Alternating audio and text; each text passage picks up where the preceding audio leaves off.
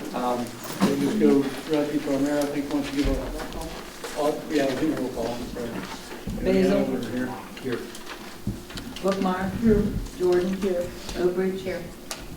Sabatino. Here. Smith. Here. Venus. Okay, now we'll go to the mayor. Thank you all for attending tonight.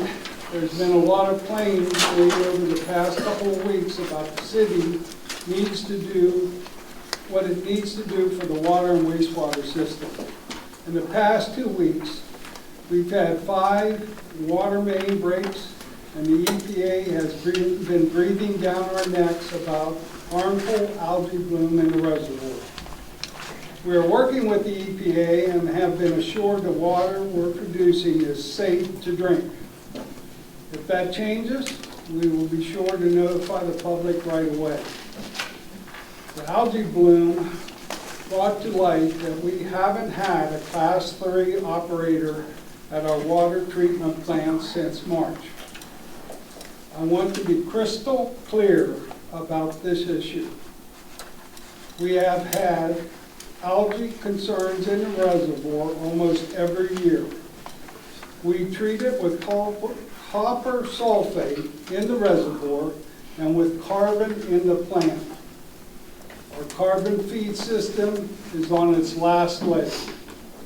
Recently, the city of Pittsburgh donated their old carbon feed system, and we're preparing to have it installed. None of this has anything to do with having a Class 3 operator on staff. Well, the Ohio EPA has told the city we have until October to hire a Class 3 operator. They also told us that as long as our 2 Class 2 operators were working toward getting their Class 3 certification, they would be flexible with that deadline. I still believe that hiring a Class 3 operator will be difficult given the compensation package we have budgeted and the state of our plant. But we agreed to search for one.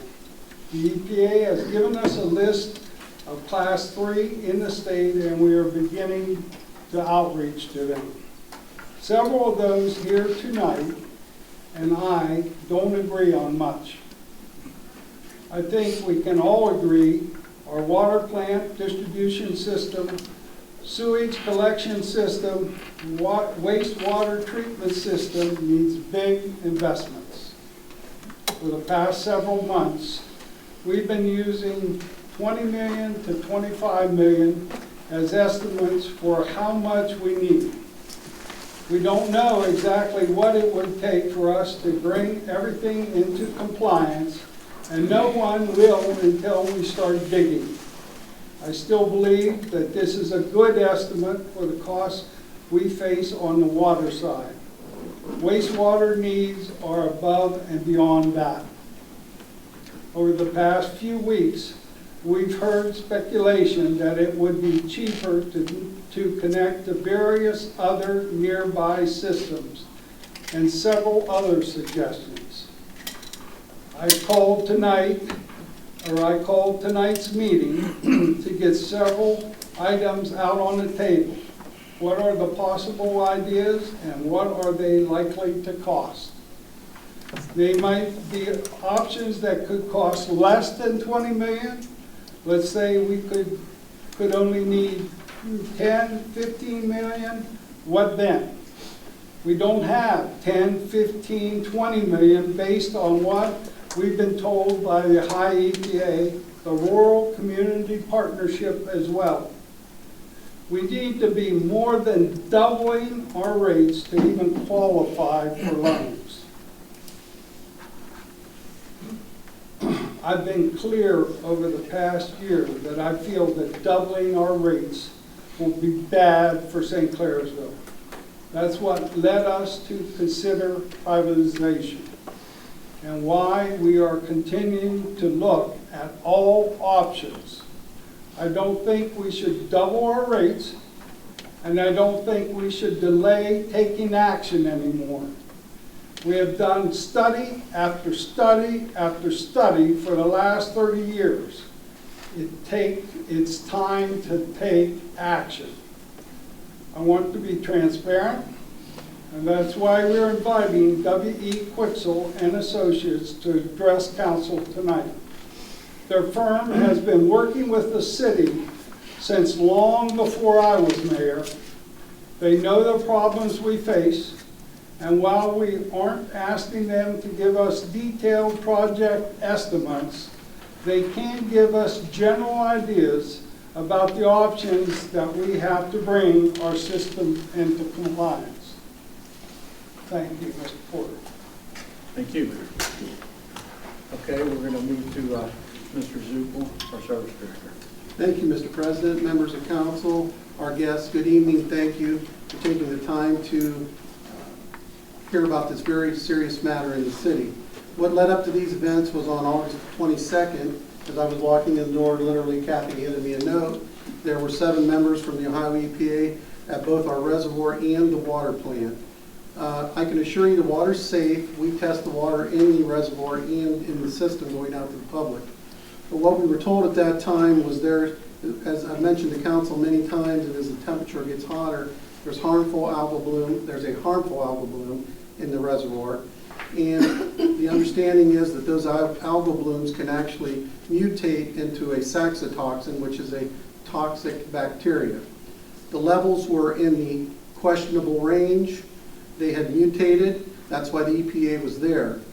Those members were both from their team of environmentalists and technicians and the operations people on the plant side. So Belmont County EMA was notified, and it became a serious matter at that point. I felt compelled to let council know about that. As a fallout from all that, there was testing that was advanced and more testing done, and there were operations concerns where they evaluated the plant. As part of that evaluation, they gave us a directive on very costly directive, by the way, where we had to comply and meet some cleaning mechanisms within the system, which included cleaning out our carbon lagoons, removing sludge from our settling basins, in our flocculation basin and clarifier. All parts of the water system all needed cleaned out. There were some pump, piping, other issues of an old plant that's a 1929 plant. So again, very costly to the city. We had to hire a company called Zemba Incorporated, which brings in large vacuum trucks. There were 3 of them at one time, have been working every day since then to clean up this problem. So again, we have to seal our clear wells.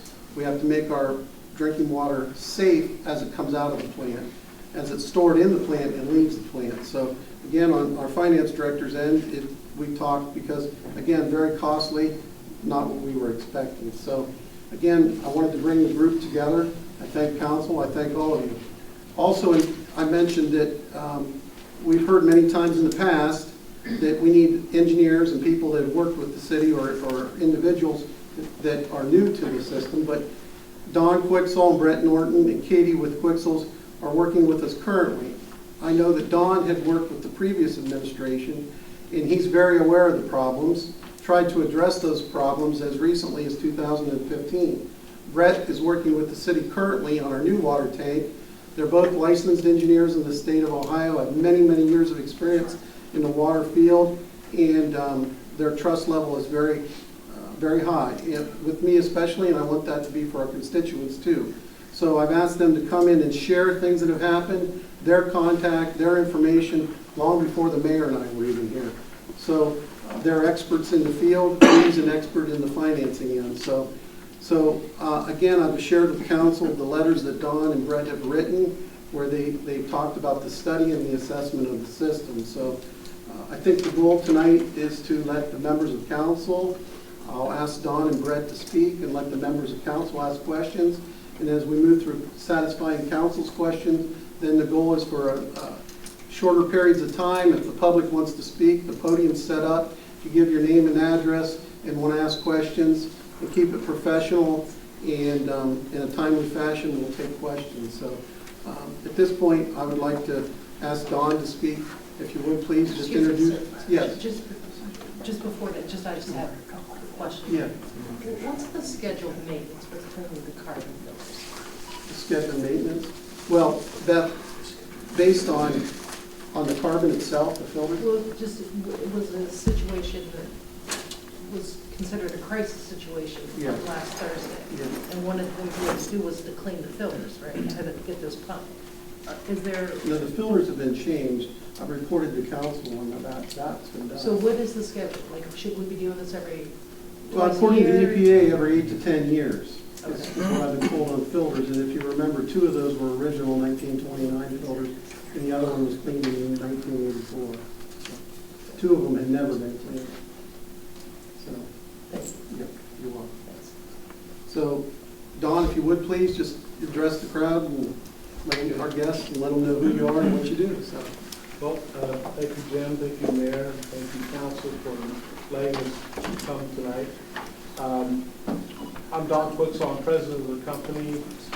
With me is Brett Norton, an engineer who handles, his expertise is in the water treatment and water distribution area, has been very involved with all of our workings with St. Clairsville, even since 2015. And of course, Katie is our funding administrator. So we're here to answer any questions. We want to discuss what we have found and our opinions of what we have found. And we're not here to talk anybody into anything, but you need to know the condition of the system.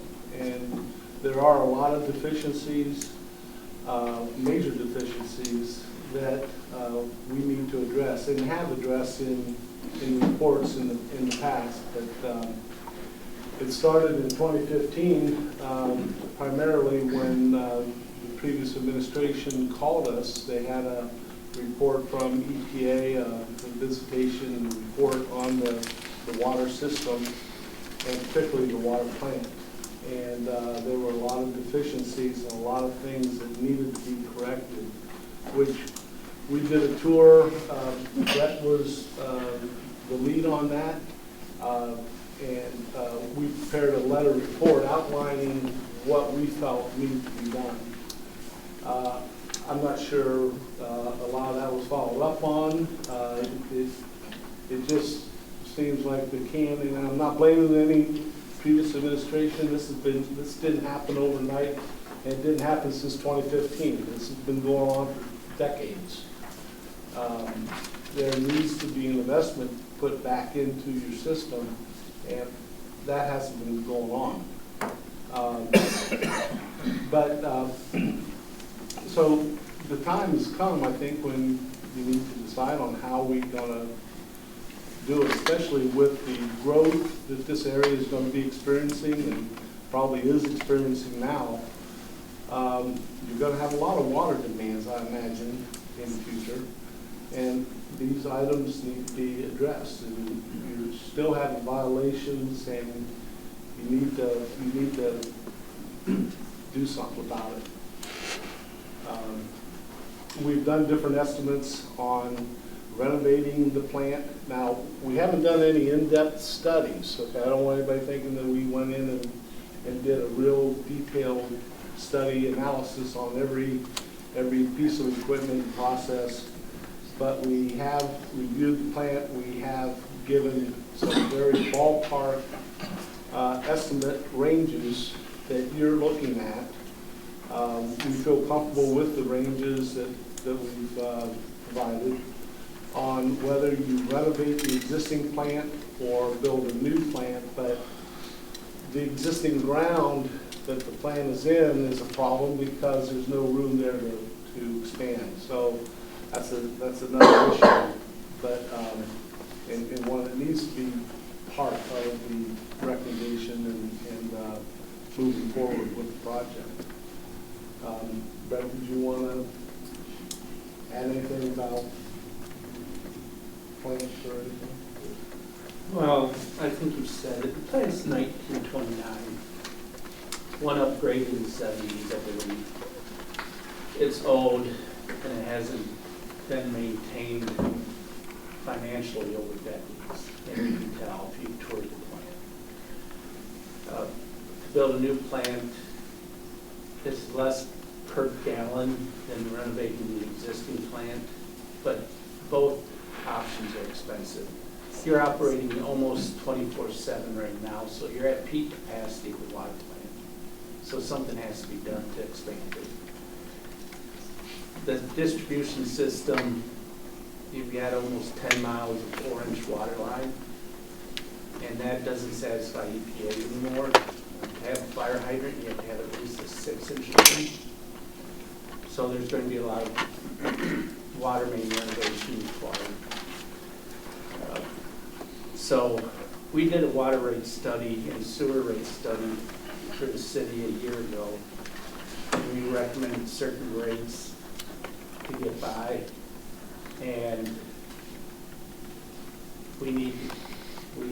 the city needs to keep raising those rates annually to keep up with the annual amount of work that needs to be done.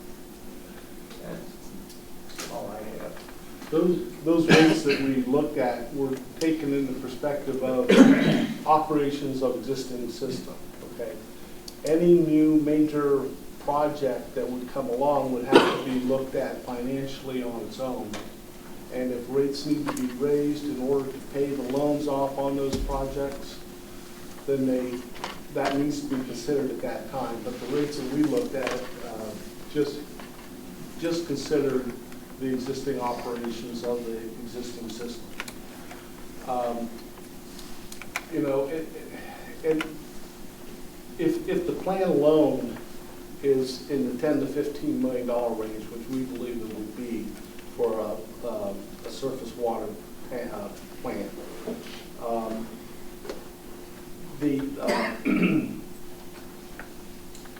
the most you're probably looking at is in the 40 to 60% range of that cost in grants.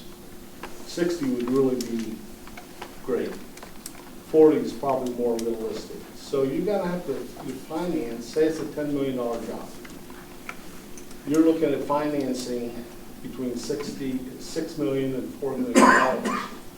And when I say financing, I mean borrowing money. So an expenditure and an expense like that would have to consider increase of rates. And as the mayor said earlier, I think it was the mayor or Jim, that right now the rates are such that if you wanted to get a major loan from a funding agency such as EPA, you would have to increase your rates anyway in order to qualify, because they're below what they consider acceptable. And they feel that if you don't have a user rates at a certain level, then you aren't participating, okay? So they say, okay, well, we'll give you money, but you have to show us you're interested and you're supporting this. So you need to have rates at 2.5% of the median household income.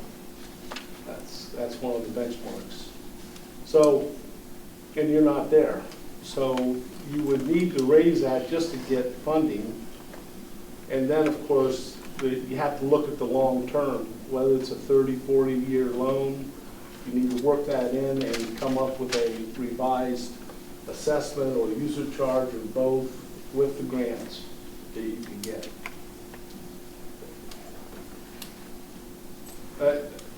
I don't want to be negative here. I'm just trying to be honest and upfront with what you're looking at, because the investment in the water system has not been, it's been somewhat neglected and needs to be addressed sometime. And at this time, this is what we're looking at.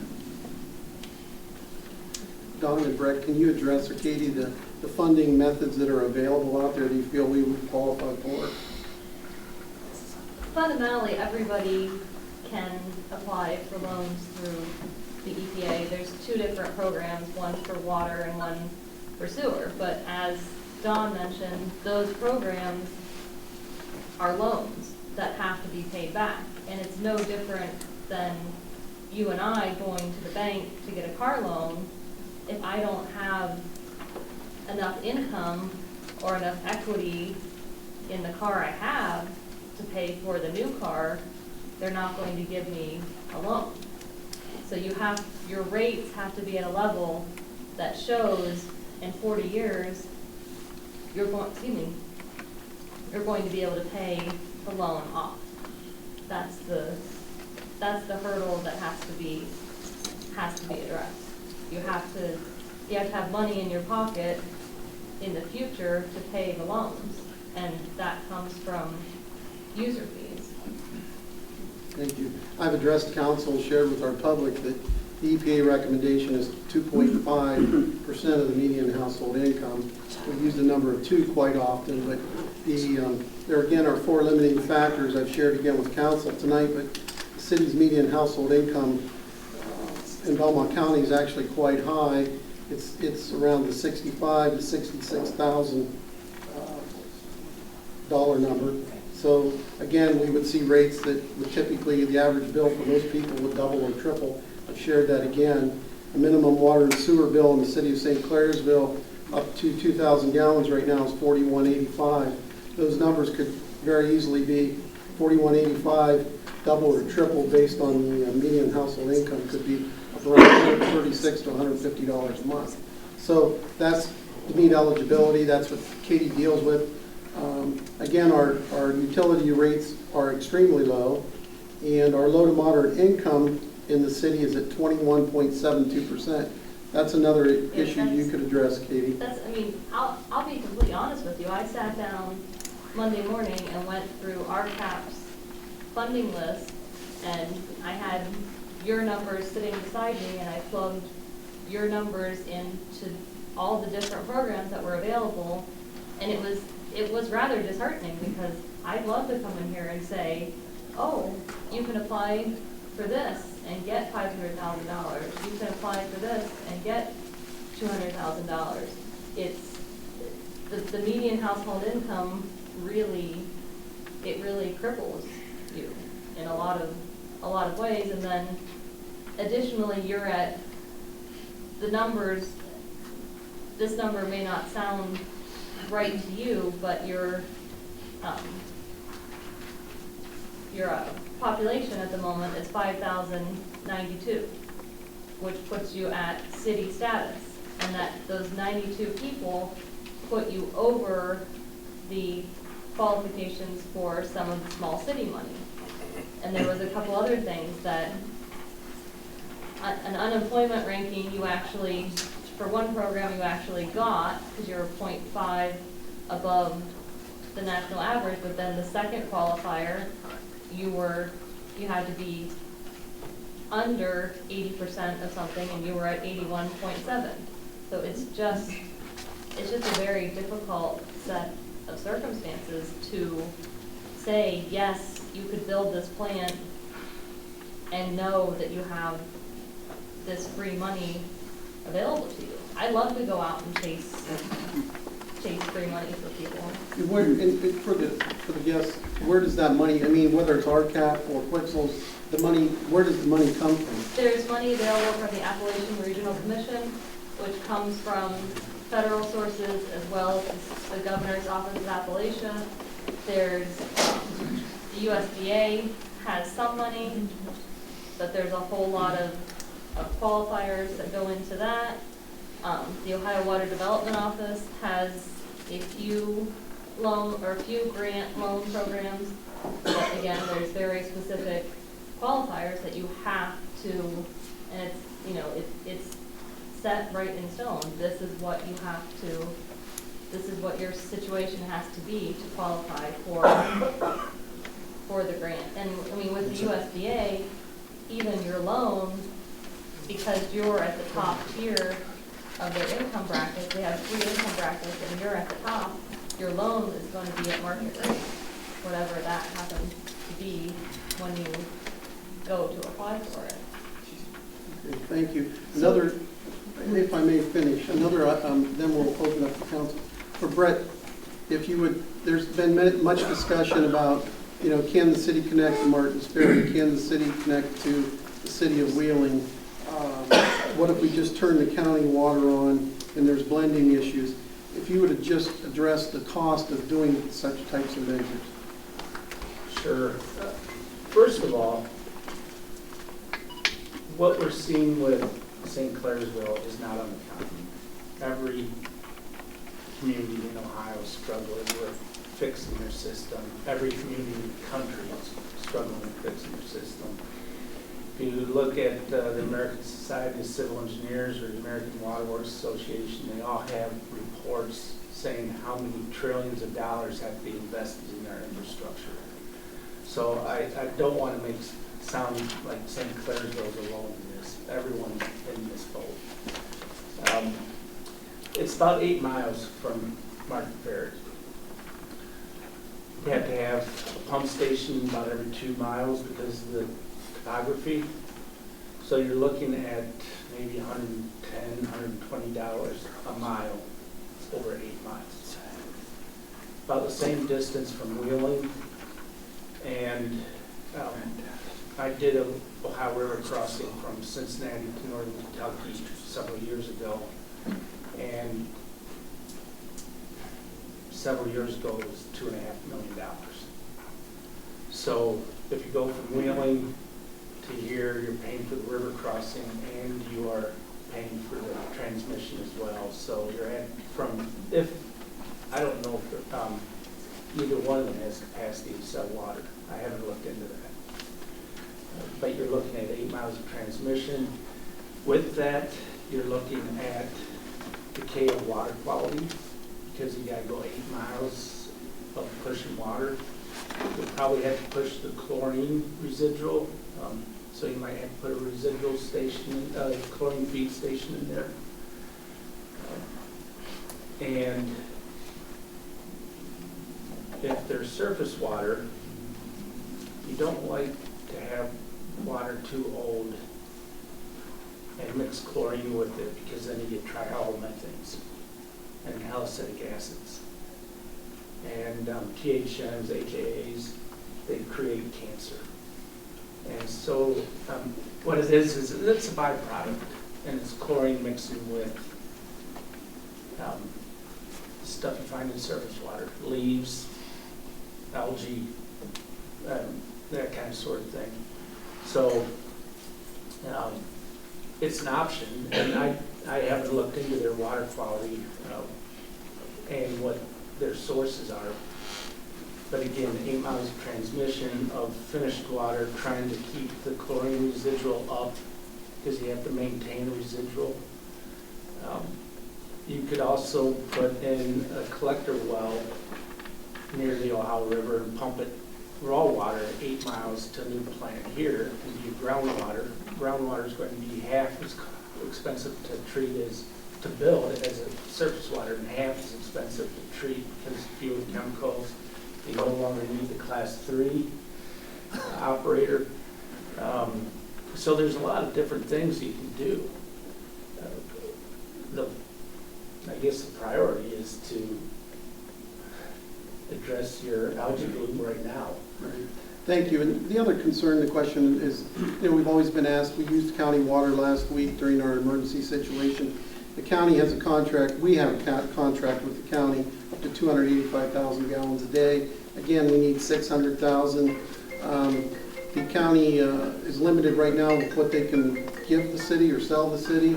So we can't get all 600,000. And again, in water systems, as Brett has alluded to, you take county water that originates from well fields and mix it with our water that comes from a surface reservoir, and you blend those, it doesn't blend so well. So the folks that I deal with on Reservoir Road and such, as soon as we have that turbidity in the system, it changes the whole system in the city. So there would have to be some form of a blending, mixing, other engineering system put into place, and Brett and I talked about that today. They're very costly. If you want to talk about that a little bit, Brett. Sure. Surface water and groundwater are two completely different animals. You use different chemicals, you have different pHs, and when you blend them, you really need perform a blending study first. For a temporary emergency connection, it's fine, but if you're doing it 100% of the time, you're going to have pH issues. You have old pipe in your system and probably old plumbing in your system. And when you have pH issues, then you turn into a city of Flint or Sebring. And I think you might have heard both of those in the news. Lead issues coming out of the pipe. So if you're using the same water source and going through 2 water plants the exact same, no problem. If you're taking a different source with a different source, treating them completely differently, and then blending them, you'll have an issue. You may have an issue, I'm sorry. You may have an issue. So, again, we have not done that study. I've done those studies for other communities in the past, and we've ended up having to adjust treatment at both facilities to blend it. Thank you. Those were my main topics. Now I'll be glad to turn it over to council and to ask any questions that you may have. Council? So, yeah, I have a couple. First, if I understand correctly, our camp is coming Tuesday. They are coming Tuesday, yes. Okay, we're invited to Tuesday. Yes. Okay, so we can make sure that they're on the agenda. So this paper here that I have for you guys that is on August 1st, 2019, where it gives some estimates for existing water treatment plant expansion and new water treatment plant expansion, right? Yes. So I guess my first question is, I'm a little confused why we're talking about a new plant when if we sell the water to Aqua, they're not going to build a new plant. The first thing they're going to do, if I read that bid correctly, and I haven't seen the contract yet, but they're going to find out where we're losing all our water. They're going to pay attention to the distribution and try to figure out where all that's going. So the number that I'm just trying to wrap my head around, and that's, I've had these questions before at other council meetings, is this figure that we're given for a new plant when I don't know that we're building a new plant. I think everybody acknowledges that there's a lot of stuff that needs to be done to our current system, both water and sewer. But I'm not thinking it's a new plant. Well, the new plant, we've been asked to give every option available. Right. Well, the option I want is, what do we need? Because even the information you gave us last week, the 2 emails, one from the EPA, one from RCAP, it said that the utility bills, you guys did the rate study, and we have this in legislation how the water rates are going to go up. Right? They went up so much last year, so much this year. They're going up $8 next year. But the papers you gave us last time said that the rates are going to need to go up by $600 a year, $50 a month, which is different than the $150 a month that they could go up. So I'm just trying to wrap my head around what is the number to fix, not build a new one, but to fix what needs to be fixed in our current plan. Does that make sense, that question? Yes. Okay. To maintain the existing plant at its current capacity, I'm not sure if we've done a detailed, I mean, we've come up with, going back to 2015 again, we had a pretty detailed report to the city on what needs were there, but I don't believe we put costs on what all was needed, and we haven't done an in-depth study to date on just maintaining the existing. The water loss issue is a distribution issue, obviously, that we have not got into a detailed hydraulic analysis. We did some analysis in design of the new tank to make sure we could fill it, and other hydraulic issues, we did hydrogen testing and things like that. But we didn't do a hydraulic analysis of the entire water system to see where the losses were. We do know that, as Brett said, there's like 10 miles of 4-inch line, which right there, for today's minimum requirements for a hydrant for a residential area is 500 gallon a minute. That doesn't make it. So there's replacement and the age of the existing system too is suspect. So yeah, I'm sure you lose a lot of water and you need to replace quite a bit of line, I believe, but that number, these numbers here are for treatment plant expansion to what you are going to need for future capacities and to handle the current. And these figures don't include anything about distribution. This is building a plant, like our plant now is at capacity with 600,000 gallons. It was actually rated to be higher than that when it was first built. The problem is that, as the EPA has stated, and I think Brett and Don as engineers will back me up, their quote to me is the plant has exceeded its useful life. So what it cost, and I'm looking at Cindy, is because it's not uncommon for us to spend $100,000 down there a month just keeping the plant running.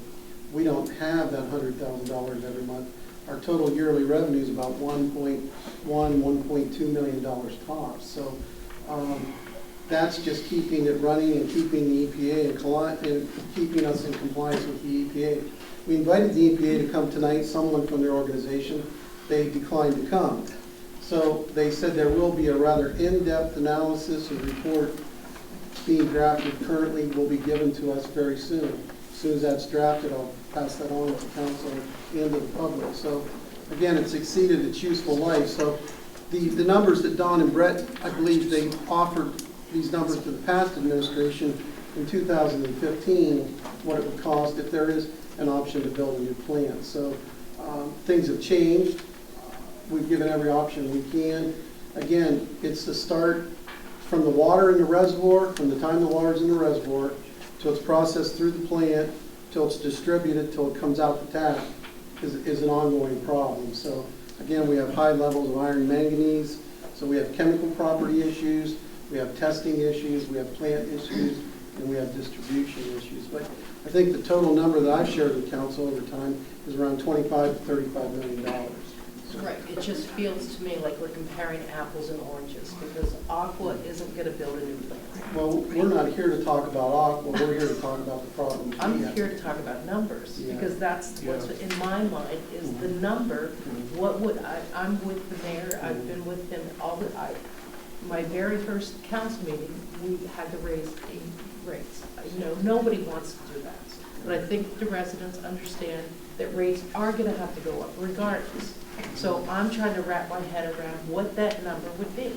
And so that's where, to me, it is. If we're talking about, if we keep the water plant, building a new plant, if we sell it, they're not building a new plant. So it is relevant, as far as I'm concerned, because that's the number that we need to know what the rates are going to go up to. Well, given that number, I've been a proponent, I've said all along that the rates to meet that formula that Katie even shared, the 2.5 is the median household income, you would see all rates. That's to get $25 million to build a new plant. Right. No, that's not just to build a new plant, that's to Get any loan. get any loan, to take pipe out of the ground, to change our whole system. But the EPA, the information that we got at the last meeting, that's not what that said. That didn't say, the letter from Curtis said that the rates would have to go up $600 a year. To be eligible. I think that's what, $600 a year isn't $100 a month. it depends what tier you're in. Depends where your bill's at. There's multiple tiers. So the minimum rate up to 2,000 gallons is $41.85. So each tier it increases. So you have multiple tiers, so multiple usage. And the best layman's term answer is just take your current bill. I think it's safe to say Belmont County took their bills, their rates, and doubled their rates. So take our current bill, whatever the homeowner pays, and just double your rate. And that's a start to be eligible for loans. In the study you guys did in 2015, there's no cost associated with that. Well, what we did in 2015 was in response to a June 30, 2015 sanitary survey report from Ohio EPA. And they listed several items, significant deficiencies that you had to address, and then deficiencies and recommendations. That's this 2015 letter. Yes. And what we did was we met with the current administration, and then we provided them recommendations on how to address those deficiencies. And I don't know if any of those have been, well, I know the hole in the sedimentation slab was fixed. I'm not sure if any of the other ones were fixed, because we were not involved in any to correct those issues. Just so we're all on the same page, and I'm on the same page, just as an example, if we borrowed 25 million to build a new plant, that's the formula we would have to follow, and that's what the rates would increase. And I am also under the belief and understanding that if we borrowed 10 million to do repairs, it's still going to be the same rate. That's correct. And I think Katie can address that. You just have to, any loan you get, you have to show that you're going to have money in the bank over time to pay for it. Any loan from anywhere. Yeah. All the loans require, they have to know what your user rates are. And if your user rates are not sustainable to pay the loan, then you don't qualify. So it doesn't matter whether you're building a new plant or repairing an old one or repairing infrastructure, the rates are going to increase the same. That's Right, correct. the activity you are undertaking does not relate to the interest, does not relate to getting the loan. It could apply to building a transmission line from Martins Ferry to here, or just fixing your distribution system. And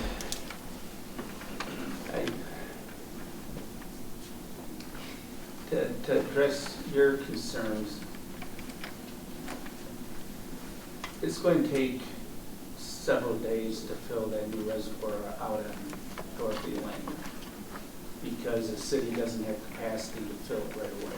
It's going to take time over a period. The reason we looked at 2 million versus just fixing the plant is we believe you need a $2 million facility. 2 million gallons, I'm sorry. Sign this up. So, yeah, you can fix what's there. The skate is a problem, the pumps are a problem, the sedimentation basin is a problem. You could fix those. And if you had space, you could add double capacity. And so the reason we looked at building a new 2 million versus adding 1 million to the existing was because we felt that in the future you're going to need 2 million gallons a day. I don't know if that answers your question about Yeah, I just apples feel and like oranges. it makes sense to me that one of the things that we'd want to find out is whether there's a bunch of water too. Well, Because we're treating this water, it's going out, and we're losing a lot of it. And so I feel like that's definitely something that we have to look at. yeah. It's definitely, yeah, that's money. Yeah. When you lose money, when you've got a lot of problems within the distribution lines. And that needs to definitely be tightened up and water lines replaced and fixed. Because you're paying for that water and it's not going to anybody, you're not getting any revenue from it. No, I mean, we've heard that upwards of over 30%, 33, 35%. Or higher. And again, I'll give council a report. We looked at the month of July, the amount of water we billed for and the amount that we produced. But again, what Brett and I are sharing too is that the potential need for water in the city with the new plant and the plant that we have, it's almost, the concern is whether we can fill the system that we have with the old plant that we have. And if we do leak detection, it's costly, it can be around $100,000 a month. And Beth, when we find those problems, it's almost like we don't want to know about it, because every one of those we find, and we've got to get that leak number, loss number down. But every one of those that we find is a $1 million fix. And literally, I mean that. We know that South Sugar Street, Hutchinson, Iona, we have portions of pipe that some places aren't 5 or 6 feet without a band or coupler. So it's literally hundreds of feet of replacement. And when we do that, it's curb to curb. We had the same problem on South Sugar recently where we fixed it, piece 5 feet away, burst. We fixed that piece 5 feet down, burst. So it's Swiss cheese is one way of looking at it. So again, that's a serious concern. I'd like to get that number down on the loss. But again, remember that every time we find what that problem is, it's a major fix. So it's a myriad of problems, again, as I said, from the reservoir to the tap. And again, Brett and Don have looked at numbers for lineal feet of pipe. So we've talked about Martins Ferry, we've talked about Wheeling. We're looking at every avenue that we can. I've been asked, look at every option there is, so that's what we're trying to do. So the ferry or the wheeling is $120 a square, Well, what was that again? That seems high for pipe. And that's including 3 lift booster stations. What was that number again, Brett, please? 110 to 120. A lineal foot. Yes. So what is that? One What's the foot. total? 10 million. It's, that includes all the construction incidentals, including hydrants, valves, if there's pressure reducing valves needed, booster stations. That's just a ballpark number for budgetary purposes. Pavement replacement. all that kind of stuff. And did you say there was an option for groundwater somewhere? They're typically called a rainy well or a collector well, and it might be a caisson 12 to 18 feet in diameter, going down 30 feet in the ground, and it'll have laterals sticking out. And each one of those laterals pulls in groundwater, and then you have your pumps down in the bottom. And Belmont County has that. That's how they're getting their groundwater. You would have to do that along the river because that's the only source of groundwater in this area. And then you have to pump it 8 miles back. But you can pump raw water coming back and then treat it here.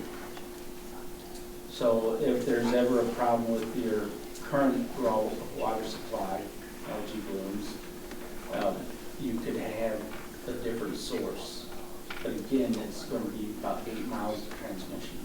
And the cost of the well itself too, which those rainy wells or collector wells are $500,000 to $1 million. Range. I looked up online yesterday for the most recent one done in Ohio, and it was about $500,000. So if you could build that from there to here, wouldn't we have to buy property off of people and easements and whatnot also on top of all that? If you went along the public right of way. But that alignment would need to be looked at, you're right. I mean, we can't sit here and say that you would need any easements. There'd be a lot of surveying involved in 8 miles.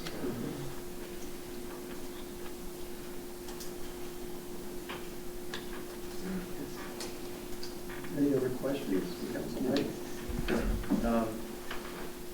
So these numbers are just kind of estimates. Is there anything to back these numbers up, number one? And what would it take to get an in-depth study? From what I understand, didn't it take the county 14 months to do a study to let them know exactly what needed fixed and how much? That's what I heard. I don't know if that's true or not. About true. To get a permit from Ohio EPA, you have to have a study. Anything other than water main. But they have a list of 3 pages long of items you have to address: environmental impact, customer impact, and how about regionalization, and so forth. So you have to address each one of those. And the ranges have come from just kind of industry standard. Without doing a study, we don't know the cost. So we gave you the low end and the high end. And once this, part of the study will be identify the treatment process, identify the footprint, identify the equipment, and at that time we'll get manufacturers' quotes, and we'll be able to tie in a tighter estimate. We were asked to provide a range, and so we gave you the low and the high.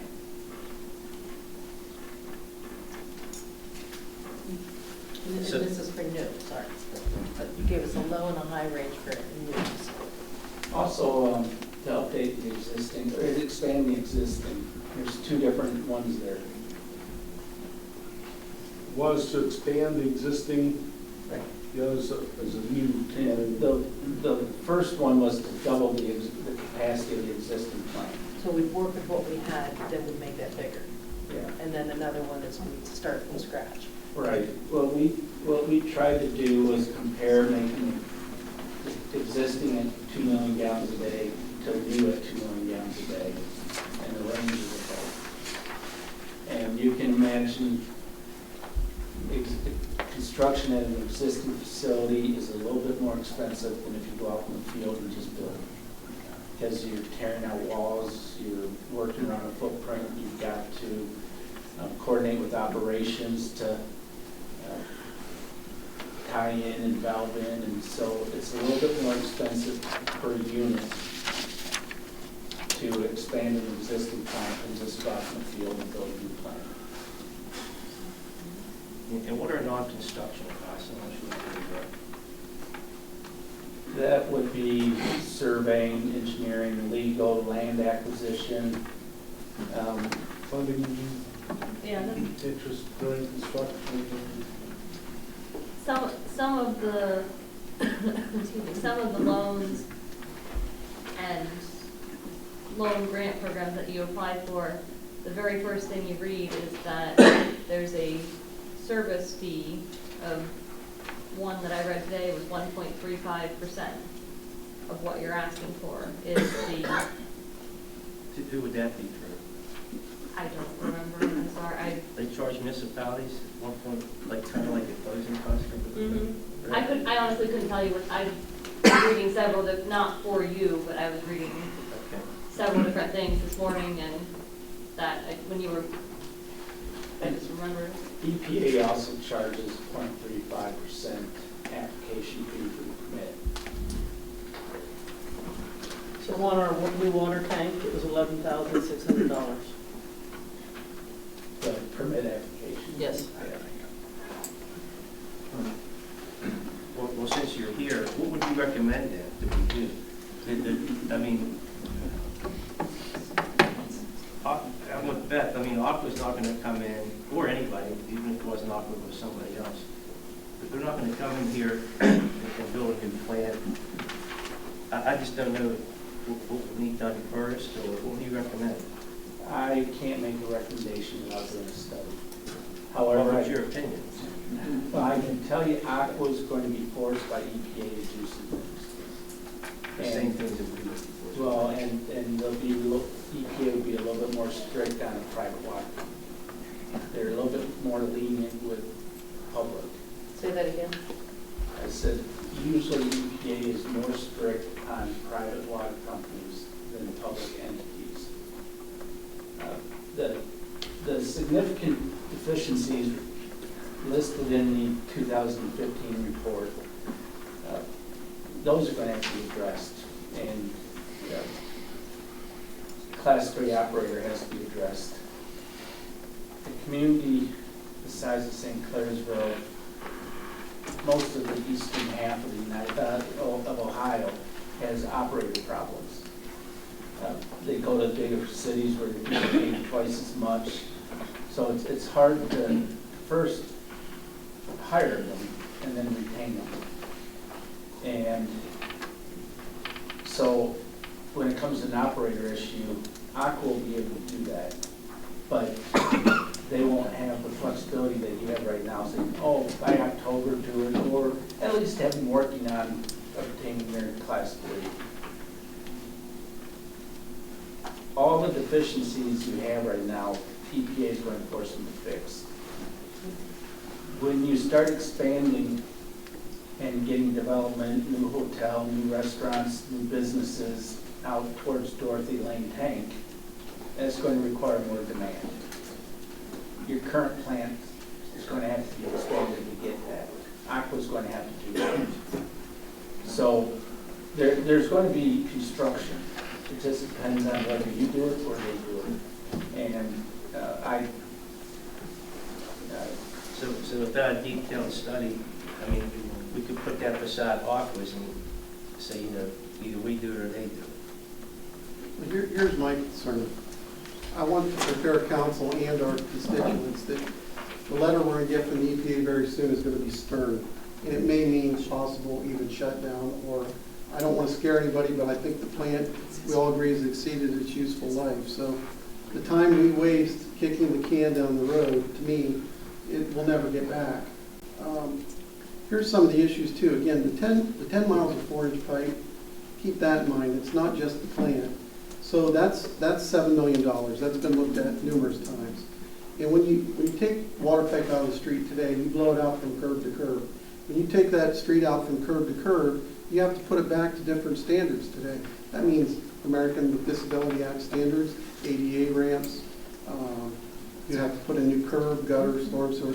So it all goes back to whether it's the pipe, the plant, to me, or to the iron and manganese, to our rising chemical costs, to our laboratory testing costs.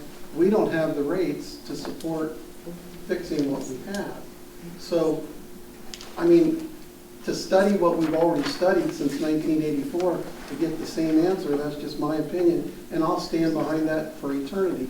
We're just studying the same things over and over again while the condition worsens. And it's eventually going to come to a point where when 7 state of Ohio cars show up at our plant last Thursday, and they said they're issuing directives and we're going to get a very stern letter soon. I don't think we have the time to study, and we don't have the rates to support what we need to do. So it's about capital, it's millions of dollars, it's about acting. It's acting for the future. We're talking about these issues are band-aiding what we have. Well, we have a 95-acre development with a new tank that's going to come online. Brett's the engineer in charge. I work with Brett on that every day, that we're not even sure that the system can support.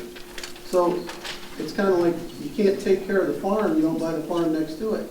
So all these concerns, for the record, as service director, aren't going to fall on me. I want the public to know where we're at, the severity of it, and we need to act. And I'm totally against studying what we've studied, clear back to the Burgess and Nyepel report that I shared with council that dates to 1984. And as Don and Brett talk about 2015, the mayor and I were here on 2015 in our capacity. So they've talked to people about this as recent as then, and nothing was acted on. So again, that's my opinion, but I don't think we have time to waste. That's my opinion. And a study would take how long? I mean, an in-depth study? I mean, Mike thinks that the county one was 14 months. It would, What is don't it you would was? take that long, but the whole county. do you want to study in depth enough to get funding or to get a PTI permit? Because anything you build for a PPA, you're going to need a committee, you're going to need their study format. We recently did a study for communities not too far from here, and it took about 9 months. What was the cost of that? You can tell me the truth. 30 to 35,000. That's been a couple of years ago. Right. And that was for a new water plant. I'm not sure we have 9 months to wait. I had a conversation this afternoon, 5 o'clock, I forgot here, with Joe Benasso, if that's how you say his name, from Total Equipment. And I was pretty pretty direct with them, and I asked them a bunch of questions about what they were doing here at the water plant. Who's telling The ones that are doing, they do the repairs. Joe Bonazza there, he's with Total Equipment out of Pittsburgh. They're doing some of the EPA Yeah. directed repairs. Yeah, so as of 5 o'clock this afternoon, he's telling me that all the carbon filters were rebuilt, all the drains and the drain beds were fixed, flow meters were changed out and they're working, flowing in, flowing out. The controls, those are the flow meters, and he says outside of it being just an older plant, it's working. So my question is this: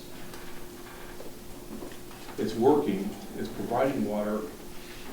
We're not going to need huge amounts of water for quite a long time, because I'm in the oil and gas business, and I know that that crack pad's not coming right tomorrow.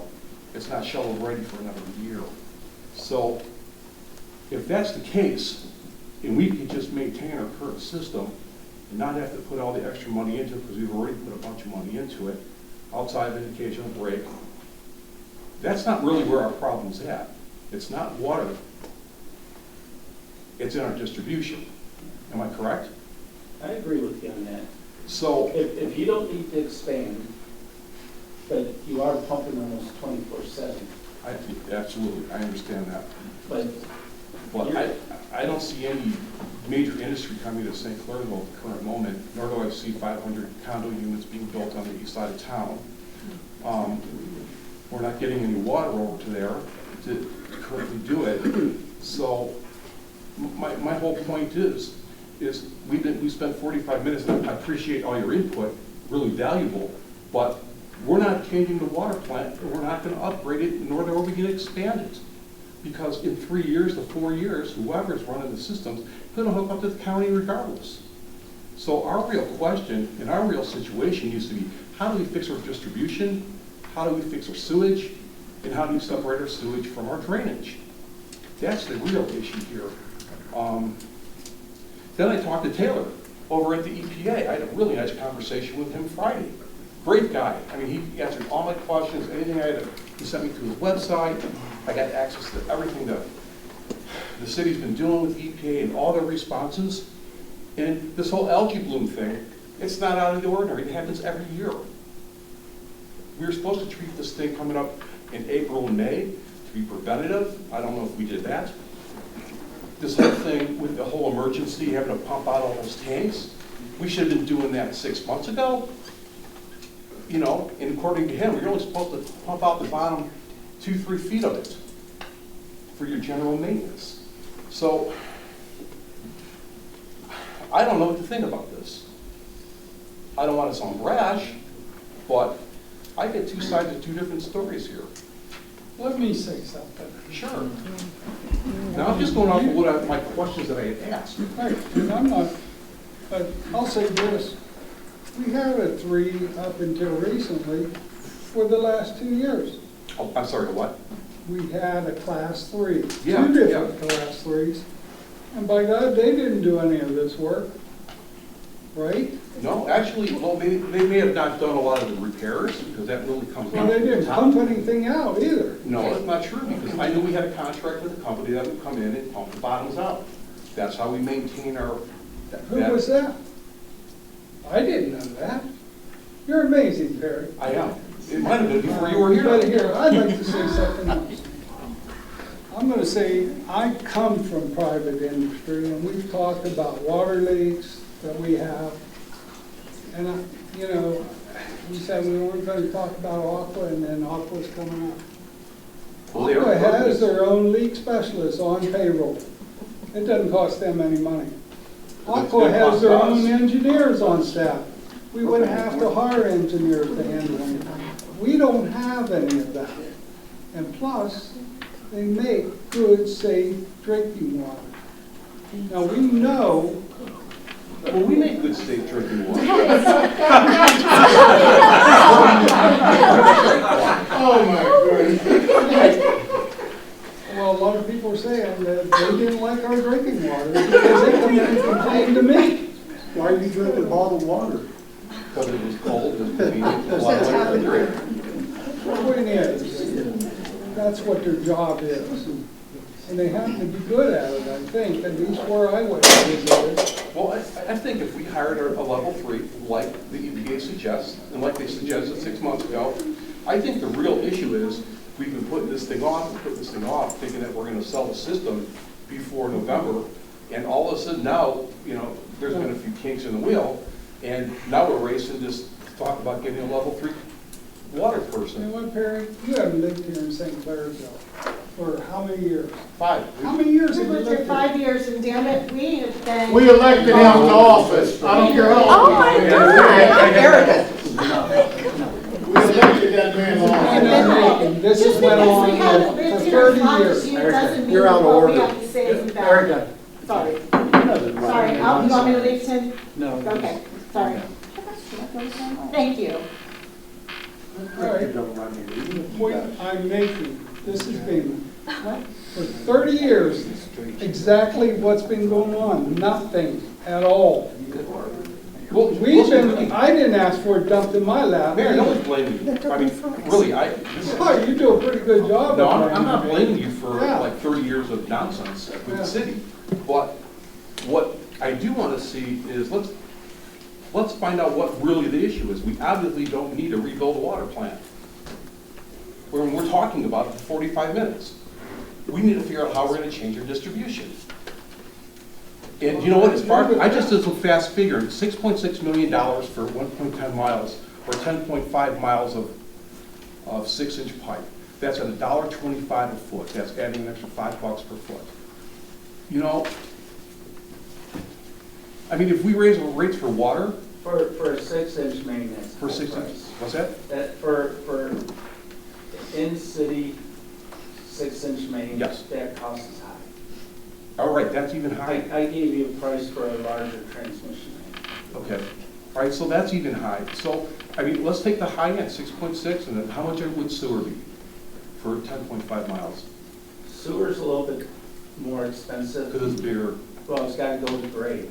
Yeah, Water main, you just 4 feet cover and you go wherever. yeah, Sewer has to go to grade. yeah. I So understand. I would add maybe $10 a foot. Okay, so let's call it $1.35 a foot, high end. We're still ahead of the game by doing it ourselves. How about the roads? Gotta figure the roads. Gonna tear them up. Well, you We know, just did over in according Prairie. to Aqua, they use that nice fancy pants machine that burrows underneath, and all we'd have to do is pick up certain areas. You're talking about directional drilling? Yes, Okay, so you take a pit every 500 feet and. exactly. Okay. And you know what, I know directional drilling because that's what I did. I understand that for oil, but, so all these things that we're talking about are completely possible to do as a city. We raise the rates according to where we need to be. We don't need to borrow that much freaking money. Even if we have 40% worth of, or 10%, 12%, 15% of grants, Well, I'd like to ask Katie, so here's the question.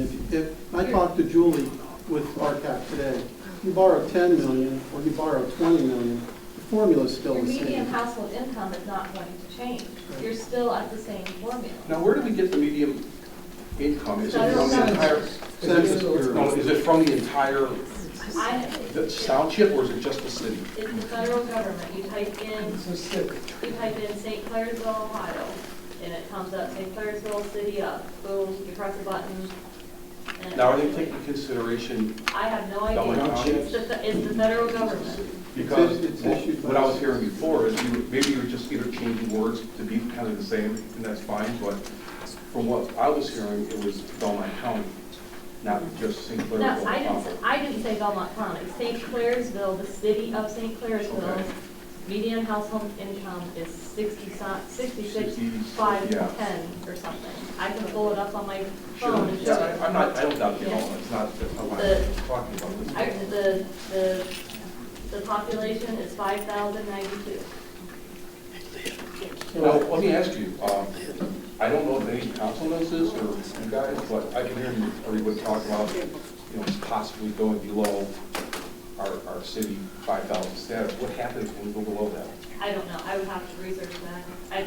there's. Or if we go to water, we don't know. that if you become a village or a small city, then there would be one or two grant programs that you would be eligible for, but I don't know that they would fix your larger funding problem. Yeah. It would, it'd be, to put it into, you need $100 and you've got 20, the grant program might give you another 40. So you're still missing money. Well, that's where, loans come in. Right, no, I'm just saying, I understand it, but I believe a new census is starting up this year. yeah. So your population may change, it may increase, may decrease. Yeah. okay, yeah. We're not sure where we're gonna be. So again, I want to stress though that the formula is still the same. It doesn't, and Julie will share that next week too, but Katie can tell you that whether you borrow 10 million Perry or 20 million, formula It's is a the still same. the formula, I So get that. if the city goes out for loans, I can assure this constituents that the rates are going to double or triple. Since the county doesn't even have their new water plant set up and ready, even on paper, anything, are we even guaranteed that once it's done, that they can even guarantee us that when we get enough water from them to supply our? Yes, I've had that conversation with them. Eventually, once they're finished in their construction, we will be able to get water from the county. Who did you talk to? Or, Kelly Porter? Well, I the group, spoke with JP. but it doesn't mean it's gonna happen tomorrow. I mean, you're still, It's not gonna happen for a while, I know. they're pretty far off from getting it to us, but my whole point of this really is our water plant's not in the shambles. It still creates good water. And we're still at capacity or just under capacity, but we could live there for a while until we can figure out what we can afford and what we can't afford. I think we just put the cart before the horse. And we've never recommended abandoning the plant.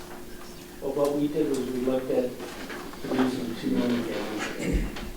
See, now, I think 2 million gallons, I mean, God help, that'd be great. I mean, if that was our biggest problem, is we needed 2 million gallons, But also, the 2015 sanitary survey by EPA states that you have 33% water loss. Anything above 15% is unacceptable. So what's cheaper, to figure out where we're losing the water and fix our infrastructure by ourselves and raising the rates? Or, see, I think that, I don't know that going with Aqua's the wrong way or the right way, and that's my point. I'm not against them, and nor am I for them, but I just want to make sure we do the right thing for our city and don't get stuck selling something we didn't have to sell in 30 years down the line, or 10 years down the line, we're like regretting it. Believe me, we're not one way or the other, and if you do sell it Aqua, we're out of a job. So, that's our point. What we want to do is present options to the city. And we were asked to come up with how much will it cost to build this plant or expand this plant. I'd like to see a study done on what it's going to take to do our sewer and water and our runoff, and what a rate study on where we need to be just to do that portion. Because the reality is we don't need a water plant. Your rates are going to be the same regardless of your activity. if this is the course we take, they're going He's saying billing rate for the water. Oh, okay, I'm sorry. Not your loan rate. Okay, I'm sorry. I didn't- Yeah, the percent we talk about, Right. the non-borrow effects.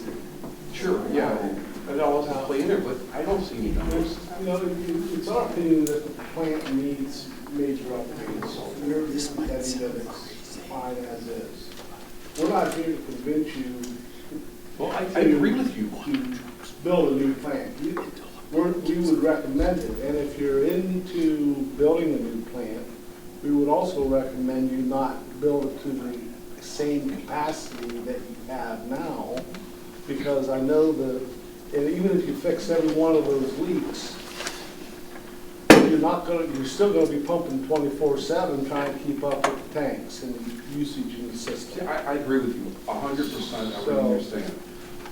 No, do what you want to do. If you don't want to do anything, that's up to you too. We're just here giving you our opinions on where the village should be going, because it's been kicked down the road for decades now. My question is this, is can we manage what we have in the water plant until we can get on with the county? That's something you guys need to discuss. It's I'm still a little skeptical on that. And I understand what you're saying. Where I'm skeptical with the county is when they don't have a water plant even on paper yet, much less starting construction, how they can guarantee how much water they're going to be able to give us. Well, the engineers know. Because They're building it. they don't even know what their demand is going to be in 5-6 years when they get it built.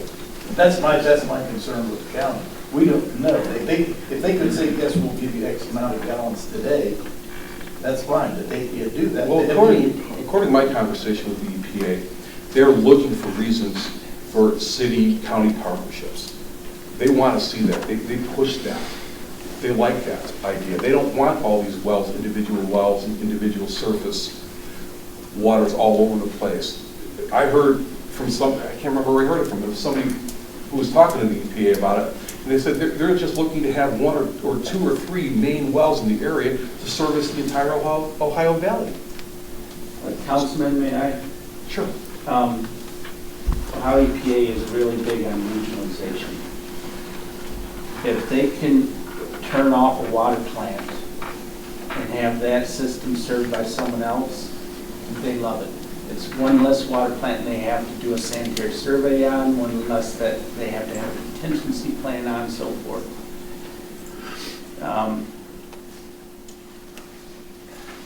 City of Canton got 75% loan forgiveness to run about 10 miles of water main out through 2 townships to a different part. They got the loan for 100% of it. EPA forgave them 75%. So it's basically a grant. Yeah.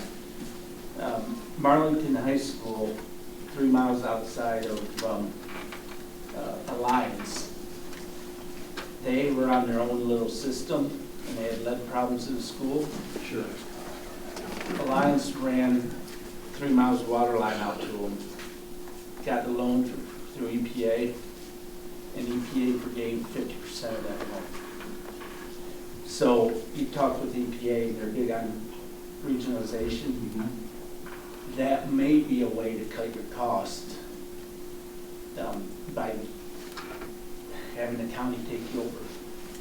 Was the city of Canton's water rates 2.5% of their average compared to the median income? I wasn't involved with Canton at all. And in the case of Marlington, that was our project. Marlington doesn't charge water rates because there's high school and middle school. So, but the loan had come from Alliance because EPA wouldn't give us a good loan. But the schools are paying for the water line. The thing is, though, if you're basing your decision today on improvements, on maybe we'll get all of our water from Belmont County in the future, I would get some, I'm just talking I would say you better get it in writing. Okay. Because you don't want to sit and let everything go for years, possibly, waiting to get another source. So you can close up your plant then, or whatever you decide to do. But the obligations I would think you would want to get in writing before you base your decision on how to proceed today. Because this decision has been delayed for a long time. Yeah, I agree. And I agree. also tie your rate with the county down, because they may say we're going to charge you 5 times higher than what we're charging everyone else because we're building this to feed you and you're going to pay for it.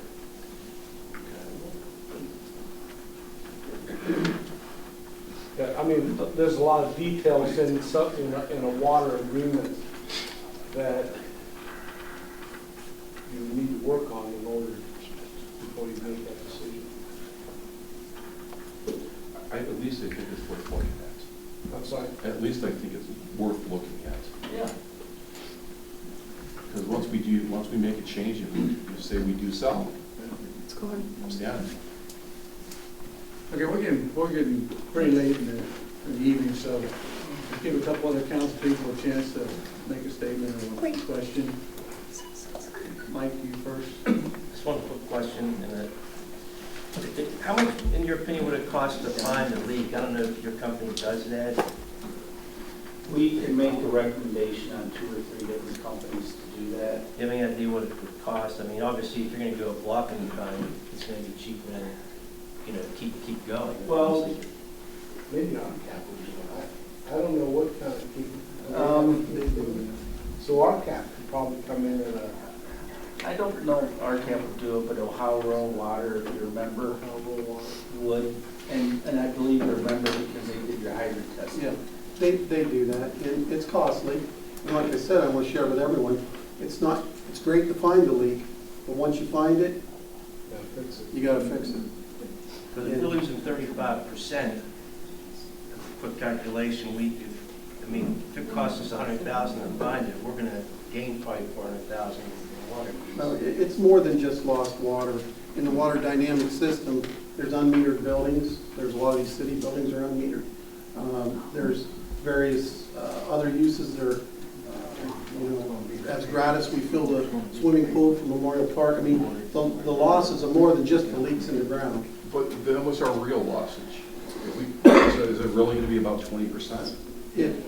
I actually think that, and I'll give you that number, talked to Anita today in billing, we billed for a little over 9 million gallons in July.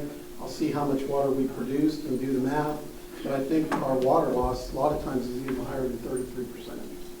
My point is, if we could bill for that after we find the leak, that's a lot more money in the cities. Well, the leaks are in our system though. So it's Right, not- if we could find them though, if it costs $100,000, over a year, we'll probably make up $400,000. We could bill for that. But my last, Bill for We've had high leak repairs in here about 45 years. Yes, for water. and then my last question, and then I'm done, is again, since Jim had you here, what's your opinion of what we should do? Oh, I didn't get an answer. Yeah, here, you put it in writing. I didn't get an answer last time, so I'm done. I'm not quite sure because I haven't studied the whole system. I hate to give you an opinion without knowing all the facts.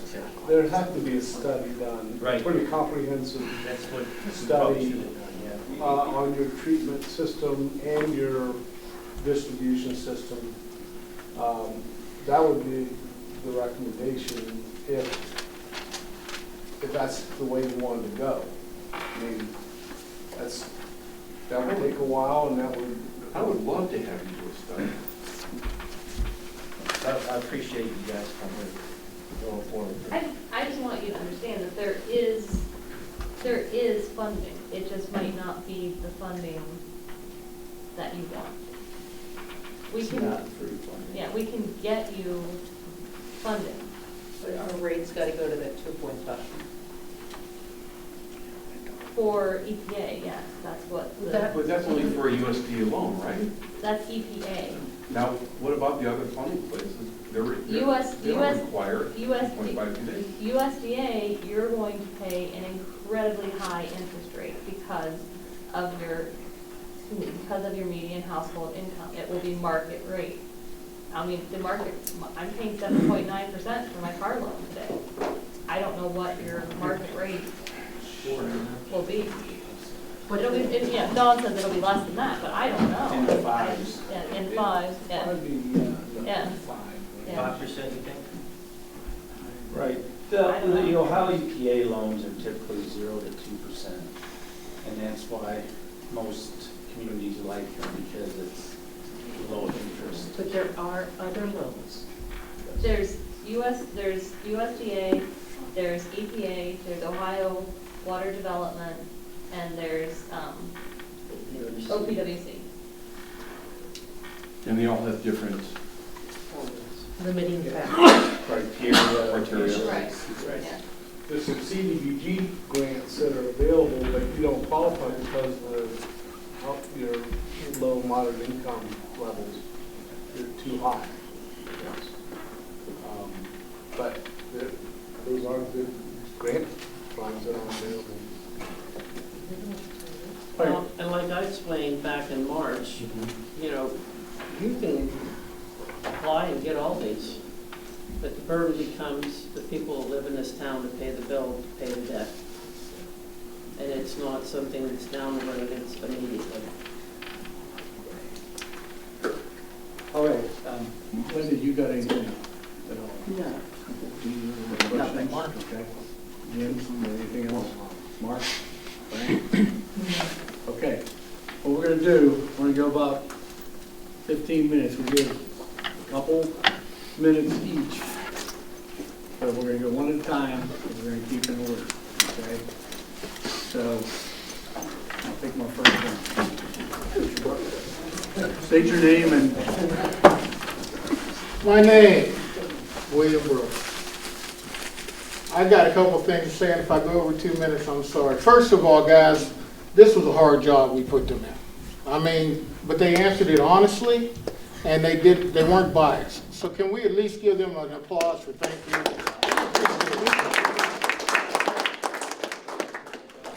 I'm not going to be too long. I just want to say that when they speak of loans, we're not exploring everything. We had a bank, local, that was getting ready to give St. Clairsville $89 million for a school. We don't have to go with the EPAs and all of these other things. This Cleveland Heights had the same problem. They had the same company wanting to move in. They initiated a user fee, which was for 18 months, I think it was. And then once they got that paid off, it was taken off of their bills. If we raise the rates, they're going to stay there. But if we assess every house X amount of dollars, you know, once that time period's over, boom. Aqua is going to come in here. They've already said down at this recreation center, they're not digging pipes. They're going to fix them as needed. They're going to go to PUCO and they're going to ask for rate increases. And I said, what if they don't give them to you? Then we won't do the work. So let's man up. Let's put on our big boy pants and big girl pants and eat it. We got to eat it. One last thing before I sit down. Everybody knows I'm not a great fan of Perry Basil's, and I don't think he's going to invite me to his daughter's wedding. But I'm going to say this. A chord was hit with me that kind of hurt. Mr. Basil has been in this town long enough to be able to run for office. He filled out his forms correctly. Dig, dig, dig. He was elected by the people in his community. And we don't need anybody standing up here saying you haven't been in St. Clairsville long enough. Thank you for your time. God bless everybody. anyone else?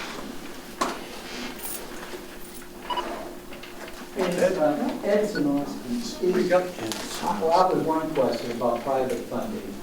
Another question is, can we issue city bonds, municipal bonds? Is that an option for funding? The bonds are an option, sir, yes, and we've looked into that, and what I said with bonds, it's no different than loans. There's somebody else's money, and you have to pay it back. All right, we're gonna have to pay whatever back. Yeah, what the mayor and I are trying to do is ease the burden on our constituents.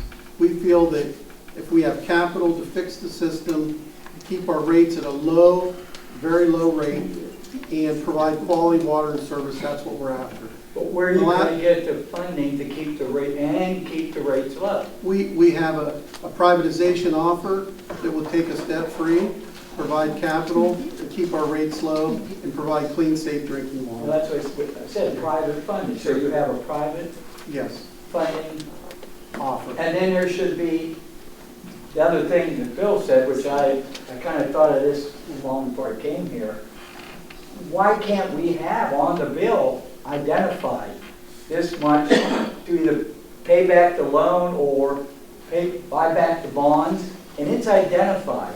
And that money goes into a separate account, not used for anything else except to buy back the bonds, pay the interest, or pay the bills. It's identified as a line item on the bill. It's not mixed in with a big rate increase. Sure, that can be done. Scary part of that is, again, is what I've informed council for 2 years, yes. Yeah. Actually, when everybody pays their bill and we collect it monthly, the first thing we do is we pull out what we've averaged the monthly income that we need to cover the debt. So that goes right into a debt service fund so that it's going to be there to pay the following year's debt. Second thing we cover is the operating costs, employee salaries, et cetera, so forth, and repairs, yada, yada. Anything left over from that, we're putting in a permanent improvement fund so that when we have things like having to pump out the water plant last week, we've got that capital there to pay for it. There for years was no money put in that permanent improvement capital project fund. And that's why it got into the state it was, because they hadn't raised rates, so they didn't collect anything, and they didn't separate their debt out. They had it all in one big pot of gold. Well, now there is no pot of gold, but it is separated accordingly to statute, and it's running, and we do have a smidgen of money in our permanent improvement fund. How much then? Yeah, all I'm suggesting $200,000 to is, $300,000 let's don't mix the new project in with the old. Well, by statute though, Ed, we have to put it in a debt service fund, and there's no way to break that out to put it on the actual billings for the customers to see. But they could all come in and I could show them what the overall monthly income was. Well, see, you know what, the bond is a pretty good idea because it doesn't have to just go to the homeowners. It can go statewide to the community. And that's a debt instrument anyway, so that makes a really good investment for other people. I think it sounds like we're starting to get creative, but I think we have to get creative in our financing, and we have to do it quickly. Cindy, you said we did our Thank you, Ed. We cannot, that's what, a flow accounting issue. It can't be identified on the bill for the people to see it. Why could they identify it in this other city in Ohio? Our software is so antiquated here, you're lucky to know what your gallons are. Well, maybe we need to, Yeah, we've been enhancing upgrade the software Well, so it's we've able to been show doing that. that the last year also, yes. Well, yeah, but that's the way you keep it open so the public knows what's going on and it's not intermingled. Everybody, every resident in St. Clairsville, you wouldn't want to show up in your office for you to explain fund accounting and how this works Right. on a regular basis. Oh, I welcome anybody to come in. Well, I know, but if 5,092 people show up, That's I fine. don't think your office is big enough. Well, it's not that bad. So if we identify, so it's open to people on the bill, and the software is going to be that, because there's so many software companies, they're very competitive now. I worked in industry for years, and I bought software for many companies in big sizes, 23 module software system. You can buy a reasonable software system. You don't have to pay a Okay, fortune. Ed. Thank you, I appreciate it. in this improvement fund, there's 300,000. When we shook out how much we anticipated we were collecting when we did the rate increase last year, it was between $200,000 and $300,000. And that's what's currently in there? No, we've been spending it. Okay. So do you That's know what what was we currently appropriated have for- in there? Pardon me? Do you know? Yeah, I can get out on a report and tell you exactly what's what. Okay, just email me that tomorrow. Thank you. Say your name. My name is Frank Papini, I'm a Clairsville resident. My concern is that, as the city manager, whoever he is, had mentioned, he's talking about that there would be, oh, I'm sorry, the way you run the meeting, I thought you were God, but anyhow. Oh! I'm sorry, I retract that statement. But my question is, you mentioned that the rates would double if the citizens took it over, okay? under the privatized system that you're proposing now, okay, the average increase on that privatization is 33% yearly. And I have the statistics to prove it, okay? So I don't see why going your way is any different than we own the system yourself. And the second thing I'd like to bring up is, Mayor, I was in private business too, I understand. But if they're going to tear up the street, who's going to fix it? If they're not going to fix it, we are. So we're city's paying them, and they're the biggest reason that they're in business, and you know it and I know it as well, because they want to sell water. And the biggest customer they're going to sell it to is fracking, is the oil and gas industry. But you can sit there and deny it all you want, sir, but statistics don't lie. Thank you. What statistics? Good job, Frank. Okay, do you have anyone else?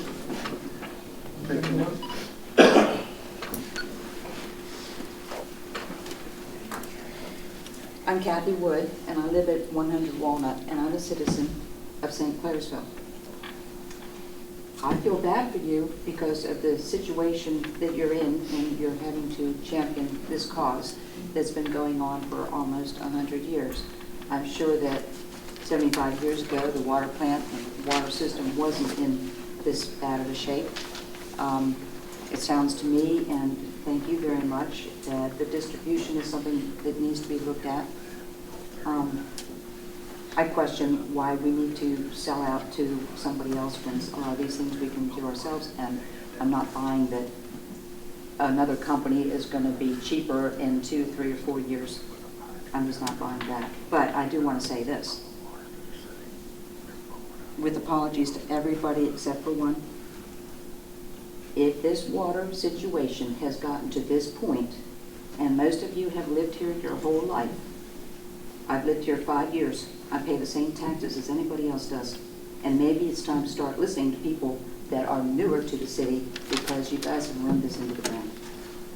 And that, I apologize to everybody but you for saying that my opinion doesn't matter. Anyone else? We got a couple more minutes. Catherine, in the back. Thank you, Tim. Catherine Tallman, also a resident of St. Clairsville. My question to you, gentlemen, and first of all, thank you very much for coming down for this. What are other cities in this same strait? You said that there are many in eastern Ohio in this situation. What are they doing? Are they selling? Are we the only town in this state that has not sold our water yet? What are they doing? Aqua Ohio is a pretty big system. Yes, sir. They've purchased a number of systems throughout the state, maybe the biggest in the state. I haven't kept up with all their. So, I mean, they're big. That is an option. A lot of communities have gone that route. Other communities haven't. Are they better off? I don't know. I'm not that familiar, to be honest with you, with the Aqua Ohio. I believe they have 38 water systems in Ohio. Probably Massillon is the biggest one outside of Canton. This would, I think, be their first in the southeast. I think they got a good reputation, though. They have an excellent reputation. When I said there's a lot of communities in the same situation, it was talking about finding operators. People who didn't grow up here don't want to move here to work under, I'm not going to say your conditions, operator conditions. You're out in the trench fixing water mains. You're pulling pumps apart. You're getting your hands greasy. You've got to sign water reports and send them to the EPA. You've got to be liable to EPA. So why would the Class 3 operator from Aqua feel any differently, is my question. they probably get paid higher. There's probably more. And it'll probably come from the citizens eventually. I, sir, too, have worked in private industry, and I know the first obligation of a private company is to its stockholders. Yeah. I know that. So I just want, and I do feel you came down here with an unbiased information. I appreciate your concern in telling us the water plant is very bad. I don't think there's anyone who would not agree with that. We are just trying to explore other options besides the selling out of our water. Thank you. what I'd recommend everyone here, if you have an ear of a teacher, have them stress a career of being a water or wastewater operator. Good idea. It is an honorable profession, but unless you grow up in a community, you're going to flock to the big city where they pay you twice as much. You're asking what other cities are doing. Other cities had plans when Dawn, and I'm not criticizing anything that St. Clairsville has done, but they consulted Quicksaws how many years ago, and you know, I'm sure there was funding options available then. You know, that every day I work with cities and villages that know, okay, in 5 years we're going to have to apply for another loan. We're going to have this loan paid off, so we're getting another one. Thank you. Excuse me, you said they had plans, right? They knew what they were getting into. Right. This is the same thing I've been asking for over a year, that we get an independent consultant to come in and tell us what we needed. I'm done. Okay. Do we have anybody else who wants to say anything? Erica? Oh, the podium moved. Huh? Close enough. Yeah, and everybody by this time knows I'm Perry's wife, but I have quite my own little mind. First of all, I'd like to thank Beth for bringing up that Aqua, we don't think, that I've seen too, it's not in the contract for them to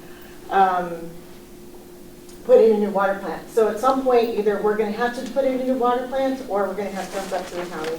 And at some point, that cost still comes back to us. That is something that we need to think about. Secondly, I would like to bring this up because we know people in the Chicagoland area, specifically our sons' godparents that live in Moni, Illinois, that went with Aqua.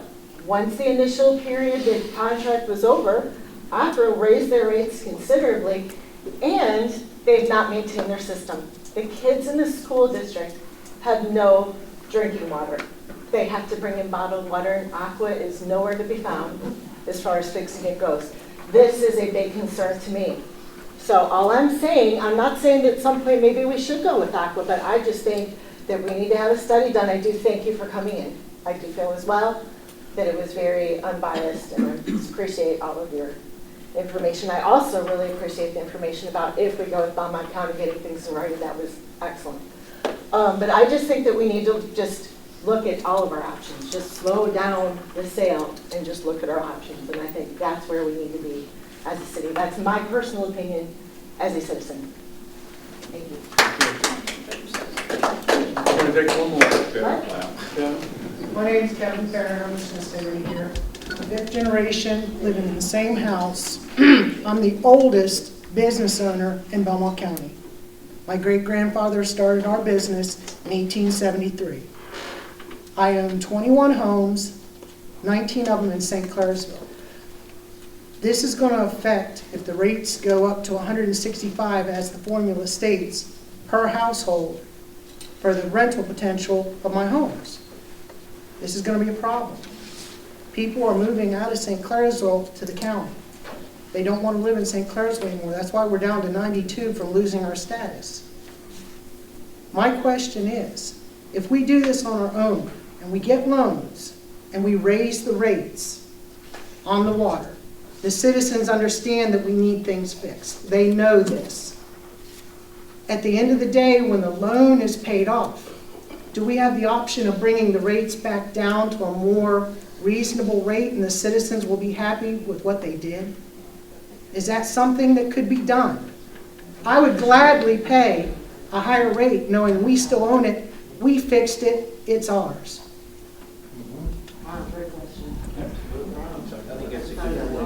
Well, you know, Kevin, things they don't get cheaper, chemicals and operations. You know, that's years down the road, but I certainly can't see things ever coming down. I mean, the cost of doing business, Cindy can tell you that we raised our rates just to get by. Again, last week, what the EPA ordered was $100,000. So we can't seem to get a break. I'm sure Brett and Don can tell you, for small municipalities, it's tough to function under these conditions. If you have you're a big operator, it's different. But, we're being hypothetical, but I can't see the rates. If they come up, your cost of employees go up. We have union employees, they typically get 3% every year. Cost of employees, the doing business, chemicals, as I mentioned, everything we do goes up. He may be talking about servicing the debt, that portion of it. That's a good point. Yeah. Right. I think maybe. Well, the servicing the debt, Julie Ward will be here on Tuesday. We talked to her, I talked to her in depth today, and about, some of the questions were, so you borrow 10 million, let's assume 20 million is twice as much? Yes, the answer is yes. So the rates, everything doubles, everything goes up according to their formulas. It's not the real world, it's their government, like we are. So they have a formula in place, you follow the rules. But it eventually gets paid off. Well, It gets over paid off, time, it could come down, but it's correct? 30 or 40 years, yeah. And I want to thank these 40 years, professionals. yeah. They did a great job, and I appreciate you very much. Thank you. Just one quick question. For the operating, can we combine our purchasing power with other municipalities, buy bigger quantity to get a lower rate? Do we have to buy separately? We do. Wow. And Cindy can answer that. According to the state, we do. But right now, we don't have any other entity that we can partner with. There's nobody else in this part of the... Well, there's numerous but the county, everybody functions differently. I like the idea of regionalization and collaboration. I'm a proponent of that. I just haven't seen it. I can't see where it's happening here.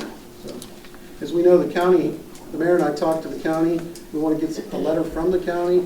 We're looking for an official statement, but we never got all through that whole process where they acquired $60 million, and we weren't part of that. So. Okay, one more quick question in the back. Virgil Markovich, 1700 Drive. Question, if Aqua takes this over, and again, Aqua takes it over, we're going to pay 20 or 30% to them. If the city maintains it, that's money we can use. We got to realize that fact. The second fact is, if by some chance the county comes through with that system, is Aqua going to relinquish? No. Are we locked in forever? We'd have to buy it back. We have to buy back then our water rights. This is something, these are questions you're going to have to deal with. Because if the county does come through with a better offer, we're screwed. Once we sign the dotted line. Keep that in mind. Okay, we're going to wrap this meeting up. Appreciate you all coming in. We appreciate all your concerns.